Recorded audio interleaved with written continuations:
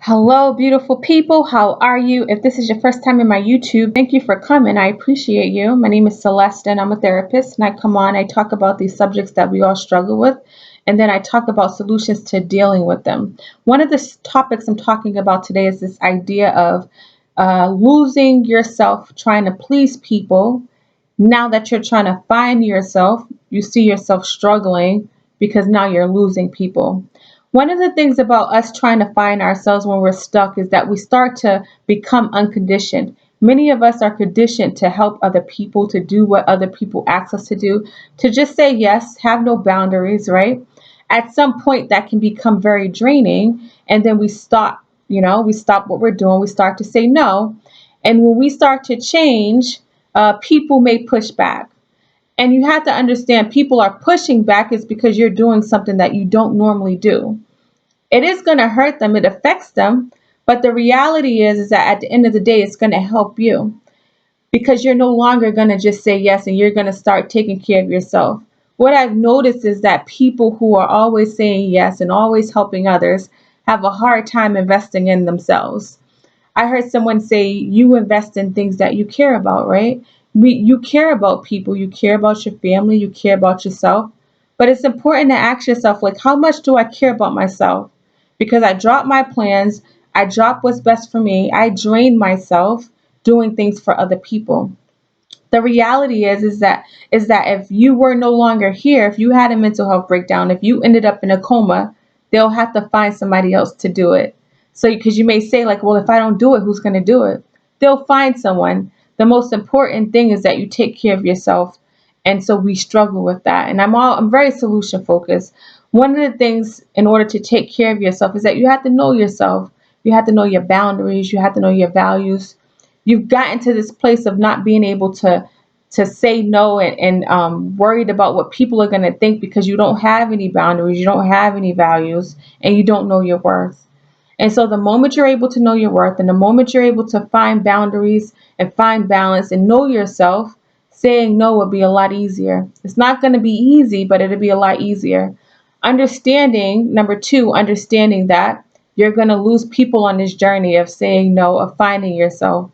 And that's something that a lot of people struggle with, but it's something that becomes part of the journey. People aren't willing to grow with you. You have to continue growing. You cannot continue to go backwards because somebody doesn't want to grow. One of the main questions that comes up, what about family? What about family? If you are no longer here, they would have to find somebody else. Your mental health well being should mean so much more to you than it does. And unfortunately, it doesn't. Mental health, we can't see it, so people tend to put it on the back burner, right? So, understanding that you will lose people. And then, number three, understanding that it's a journey. This whole process of life is a journey. So, when you go from like not knowing yourself to finding yourself, it's going to be a struggle. Things aren't going to be the way they've always been, and you're going to feel uncomfortable, right? You're going to feel uncomfortable saying no, you're going to feel uncomfortable getting out of your norm, but the rewards is so much greater, because you'll have more self-control, you'll find yourself happier, and you'll find yourself free, judgment free, right? You're not going to care about what people are going to think, what people are going to say. If people are going to leave, it's going to be by choice. It's not because you're doing something to them. They would really have to start checking themselves, right? So I hope that was helpful. If you're on this journey to like finding yourself, continue going. You got this. And if what you're doing in life isn't working, it's important to try something different. You know why? Because you owe yourself the opportunity to have a better life. Thank you so much for watching.